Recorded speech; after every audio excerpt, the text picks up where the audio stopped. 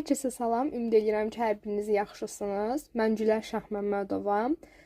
Bu gün sizinlə birlikdə üçbucaqlar mövzusuna baxacağıq. 5-ci, 6-cı siniflər üçün üçbucaqlar mövzusu. İlk öncə başlayırıq üçbucağın elementlərindən. Üçbucaq bir düz xətt üzərində olmayan üç nöqtədən və onları ardıcıl birləşdirən parçalardan ibarət fiqura deyilir. Və həmin nöqtələrə biz təpə nöqtələri, parçalara isə tərəflər deyirik. Gəlin üçbucağın şəklini çəkək. Deməli, bu olur bizim üçbucağımızın şəkli. Dedik ki, bir düz xətt üzərində olmayan üç nöqtə. Baxın, nöqtənin biri buradadır, biri buradadır, biri isə buradadır. Və onları birləşdirən parçalar, ardıcıl parçalar. Baxın, parçamızın biri, gəlin üçbucağımızı adlandıraq. ABC üçbucağı deyirik. Və AB parçası, BC parçası və AC parçası. Bu parçalar vasitəsilə də biz üçbucağımızı yaratmış olduq. Həmin bu parçalara isə tərəflər deyilir. Nöqtələrə isə biz təpə dedik. Misal üçün A nöqtəsi bir təpədir, B nöqtəsi ikinci təpə, C nöqtəsi üçüncü təpədir. AB parçası tərəf, BC və həmçinin də AC parçalarımız da tərəflərimizdir. Biz adətən fiqurların tərəflərin uzunluqlarını kiçik əlifba hərflərindən işarə edirik. Misal üçün, baxın, AB tərəfini kiçik A ilə, AB tərəfinin uzunluğunu daha doğrusu, BC tərəfinin uzunluğunu kiçik B ilə, AC tərəfinin uzunluğu isə kiçik Ş ilə işarə elədik. Və daxili bucaqları, daxilindəki bucaqlara da tutaq ki, A bucağına bir X, B bucağına Y, C bucağına isə bir Z deyək. Bu isə C bucağıdır. AB tərəfi, AB tərəfinə A dedik, BC tərəfinə B dedik, AC tərəfinə isə C demişik. Və biz bilirik ki, nəinki üçbucaq, bütün fiqurların perimetrini tapmaq üçün onun bütün tərəflərinin uzunluqlarını toplamaq lazımdır. Həmçinin də üçbucaqda da bu belədir. Üçbucağın perimetrini tapmaq üçün perimetr P hərfi ilə işarə olunur. P bərabərdir A plus B plus C-yə. Bütün tərəflərinin uzunluğuna bərabərdir. Və yadımızda saxlayaq ki, üçbucağın daxili bucaqlarının cəmi 180 dərəcədir. Üçbucağın daxilindəki bucaqlar, baxın bunlardır. Hansı ki, X, Y, Z. Bunlar üçbucağın daxili bucaqlardır. Və onların da cəmi 180 dərəcədir. Yazırıq ki, X plus Y plus Z bərabərdir 180 dərəcəyə. Misal üçün, buna uyğun bir misala baxaq. Bizə belə bir şəkil verilib. Üçbucaq verilib.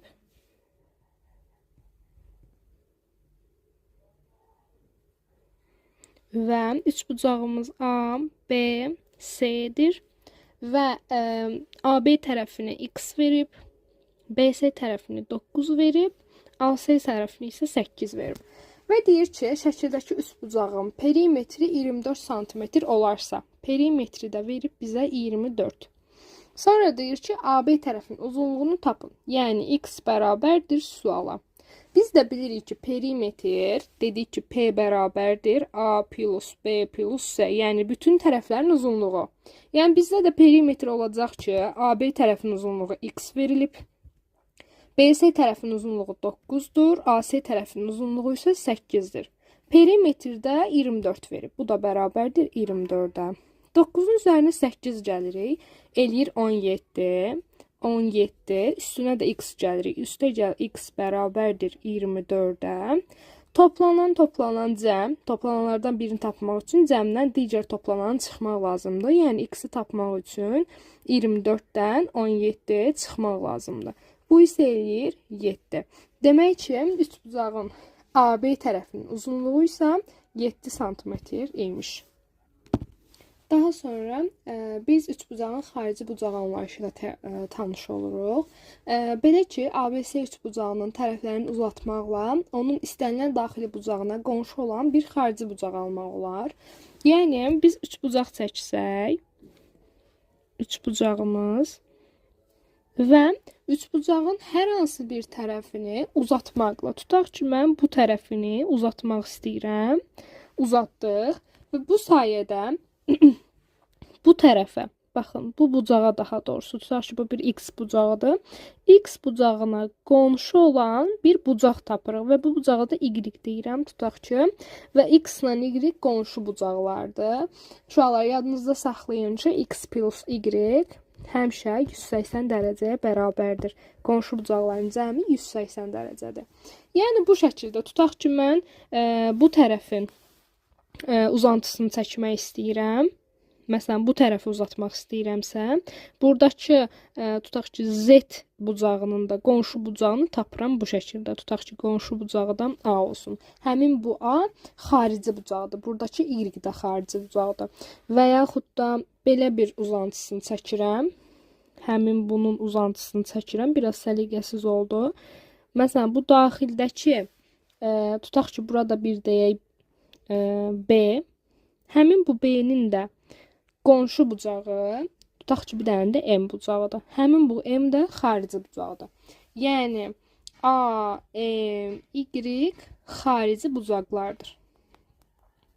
Xarici bucaqlardır. Və həmçinin X ilə Y-in cəminin 180 olduğu kimi, M ilə B-nin də cəmi 180-dir. A ilə Z-in də cəmi 180-dir. Çünki qonşu bucaqların cəmi hər zaman 180 dərəcəyə bərabərdir. Biz dedik ki, üçbucağın daxili bucaqlarının cəmi 180 dərəcədir. Amma üçbucağın xarici bucaqlarının cəmi isə 360 dərəcədir. Misal üçün, baxaq belə bir misala.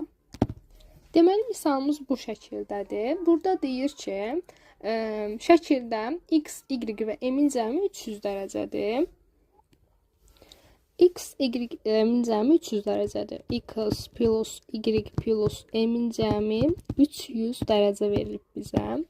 300 dərəcədir. Və deyir ki, M neçə dərəcə olar? Burada əslində biz belə bir qayda öyrənirik. Bu qayda nədir? Qaydamız belədir ki, üçbucağın bir xarici bucağı onun iki daxili bucağının cəminə bərabərdir. Bir daha təkrarlayıram. Üçbucağın bir xarici bucağı onun və burada şərtimiz də var ki, ona qonşu olmayan iki daxili bucağının cəminə bərabər. Tutaq ki, burada M bizim xarici bucağımızdır. Görürük ki, M xarici bucaqdır. Ona qonşu olan daxili bucaq, baxın, buradır. Və deyirik ki, həmin bu M-ə qonşu olmayan, yəni bu bucaqdan başqa yerdə qalan iki daxili bucağımız qalır. Onların cəmi, yəni X ilə Y-in cəmi M-ə bərabər olur. Yəni dedik ki, həmin bu xarici bucaq ona qonşu olmayan iki dənə daxili bucağın cəminə bərabərdir. M bərabərdir X plus Y-ə. Həmin bu M-in qiymətini gətirib burada yerinə qoyuruq. Baxın, bu M-i bura yerləşdiririk. X plus Y-imizi yazdıq. M-in də yerinə yenə yazırıq ki, plus X plus Y bərabərdir 300 dərəcəyə. 2 dənə X-imiz var, 2 dənə Y-imiz. Toplayırıq. 2X plus 2Y bərabərdir 300 dərəcəyə. İçini orta vuruq kimi mötərizə xaricinə çıxardırıq. X plus Y bərabərdir 300 dərəcəyə. Və X plus Y də bərabərdir 150 dərəcə edir. Bizdən isə sualımızın şərtində M-i soruşurdu. Biz X plus Y-i 150 dərəcə tapmışıqsa, M-imiz də avtomatik 150 dərəcəyə bərabər olmuş olur. Beləliklə, M-i tapdıq 150 dərəcə. İndi isə gəlin üçbucaq bərabərsizliyinə baxaq. Nə deməkdir üçbucaq bərabərsizliyi? Üçbucaq bərabərsizliyində belə deyirik ki, üçbucağın istənilən tərəfi onun digər iki tərəfinin cəmindən kiçik, fərqinin modulundan isə böyükdür. Yəni, bu nə deməkdir? Tutaq ki, bir üçbucaq çəkirəm və üçbucağımızın tərəfləri ABC-dir. ABC-dir və hər hansı bir tərəf götürmüşəm. Tutaq ki, B tərəfi kiçik olmalıdır. Digər iki tərəfin cəmindən A plus C-dən. B böyük olmalıdır. Digər iki tərəfin fərqinin modulundan. Niyə modulda yazırıq? Çünki bu fərq mənfi də ola bilər. Modulda yazırıq ki, moduldan hər zaman müsbət çıxır. Gəlin bir dənə misala baxaq. Lövhəni təmizləyim. Aha, misalımızda tutaq ki, bizə deyir ki, üçbucağın iki tərəfinin ölçüləri 8 və 5 santimetrdir. 5 santimetr və 8 santimetrdir iki tərəfi. Üçüncü tərəfinin ala biləcəyi tam qiymətləri neçə ola bilər? Yəni, neçə tam qiymət ala bilər? Bunun üçün üçüncü tərəfi tutaq ki, x santimetr götürmüşük və dedik ki, x santimetr kiçik olmalıdır 5 ilə 8-in cəmindən. 5 plus 8-dən böyük olmalıdır modulda 5 çıxılsın 8-dən. X kiçikdir. 5 ilə 8-in cəmi 13 eləyir. Böyükdür. 5 çıxılsın 8 mənfi 3 edir. Modulda mənfi 3-dən də 3 çıxır. 3-dən böyük mənfi 13-dən kiçik. X hansı qiymətləri ala bilər? 3-dən böyük 4, 5, 6, 7, 8, 9, 10, 11, 12. 13 artıq yaza bilmərəm, çünki 13-dən kiçik olmalıdır. Və bu tam qiymətləri ala bilər. Sıradakı başlığımız isə üçbucağın növləridir. Üçbucaqlar tərəflərinə görə müxtəlif tərəfli, bərabər yanlı və bərabər tərəfli olmaqla 3 yerə bölünür. Deməli, üçbucağın 3 dənə növü var və həmin bu növlər bərabər yanlı, yazaq hətta, bərabər yanlı, bərabər tərəfli və müxtəlif tərəfli ola bilər. Müxtəlif tərəfli ola bilər. İlk öncə başlayaq bərabər yanlı üçbucaqdan. Baxaq görək nədir bərabər yanlı üçbucaq və bərabər yanlı üçbucaqda biz hansı qaydaları öyrənəcəyik. Deməli, bərabər yanlı üçbucaq. Bir dənə üçbucaq çəkirik və üçbucağımızın adı üstündə yan tərəflərin bərabər götürürük. Yəni, tutaq ki, bura A santimetrdirsə, bura da A santimetr olur. Bərabər yanlı üçbucaq. Yan tərəfləri bərabər olan bucağa bərabər yanlı üçbucaq deyilir. Üçbucağımızı adlandırırsaq, A, B, C üçbucağı desək, A, B tərəfi bərabər olmalıdır BC tərəfinə. Yadınızda saxlayın uşaqlar və bərabər yanlı üçbucaqda belə bir qayda öyrənirik ki, bərabər yanlı üçbucağın oturacağına bitişik bucaqları bərabərdir. Baxın, oturacaq budur. AC bizim oturacağımızdır. AC oturacağımızdırsa, oturacağa bitişik bucaqlar isə baxın bunlardır. A bucağı ilə C bucağı oturacağa bitişikdir. Oturacağa bitişik bucaqlarımız da bərabər olduğuna görə bucaq A da bucaq C-yə bərabərdir. Tutaq ki, bura bir alfa dərəcədirsə, burada mütləq alfa dərəcə olmalıdır. Buna uyğun gəlin bir dənə suala baxaq. Sualımız belədir. Deyir ki, ABC üçbucağında AB tərəfi BC tərəfinə bərabərdir. Bucaq B 50 dərəcədir. Bucaq A bərabərdir suala. Uşaqlar, istəsəz videonu dayandırıb bu sualı özünüz yerinizdə həll edə bilərsiniz. Daha sonra isə videonu davam elətdirib doğru həll edib eləmədiyinizi yoxlaya bilərsiniz. Ya da istəsəniz həllinə də qulaq asa bilərsiniz. Deməli, bizə demir ki, bu necə üçbucaqdır. Amma bizə şərtdə deyir ki, AB tərəfi BC tərəfinə bərabərdir. Yəni, bu tərəf bu tərəfə bərabərdir. AB ilə BC nədir? Yan tərəf. Yan tərəf bərabər olan üçbucaqlara biz bərabər yanlı üçbucaq deyirik. Və B bucağını 50 dərəcə verib. Yuxarıdakı bucağımız 50 dərəcədir. Yuxarıdakı bucağımız 50-dir. A bucağı ilə C bucağını isə alfa verib. Biz də bilirik ki, üçbucağın daxili bucaqlarının cəmi 180 dərəcədir. O zaman yazırıq ki, alfa plus 50 dərəcə bərabərdir 180 dərəcəyə. 2 dənə alfanı topladıq. 2 alfa plus 50 dərəcə bərabərdir 180 dərəcəyə. 2 alfa bərabərdir toplanan cəm. Toplananlardan birini tapmaq üçün cəmdən digər toplananı çıxmaq lazımdır. Yəni 180-dən çıxırıq 50 dərəcəni. 2 alfa bərabər olmuş olur 130 dərəcəyə. Alfamız isə bərabər olur 65 dərəcəyə. 65 dərəcə. Bizdən də A bucağını soruşurdu. A bucağını isə alfa ilə işarə eləmişik. Demək ki, A bucağımız 65 dərəcədir. Daha sonra üçbucağın digər növü bərabər tərəfli üçbucaq. Bərabər tərəfli üçbucaq bütün tərəfləri bir-birinə bərabər olan bucağa deyilir. Daha doğrusu üçbucağa deyilir. Burada bir dənə üçbucaq çəkirəm və üçbucağımın bütün tərəflərini bir-birinə bərabər götürürəm. Dolayısıyla bütün tərəfləri bir-birinə bərabərdirsə, bütün bucaqlar da bir-birinə bərabər. Yəni alfa, alfa və alfa. Adlandıraq üçbucağımızı ABCD-yə. ABC üçbucağımız bərabər tərəfli üçbucaqdır və AB tərəfi bərabərdir BC tərəfinə. O da bərabərdir AC tərəfi və hamısı A santimetrdir. Hamısının uzunluğu A santimetrdir. Və baxaq.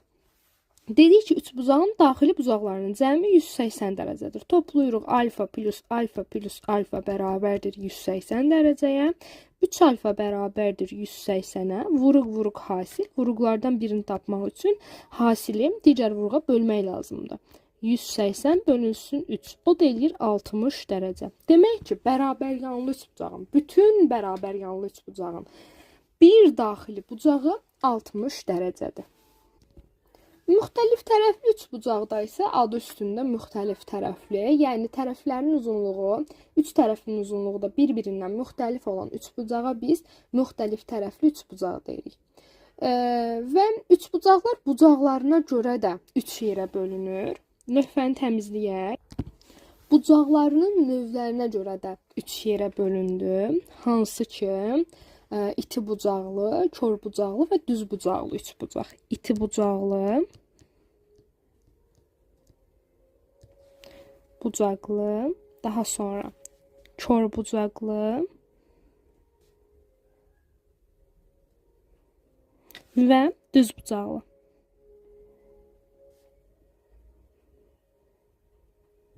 İti bucaqlı, kör bucaqlı və düz bucaqlı üçbucaq.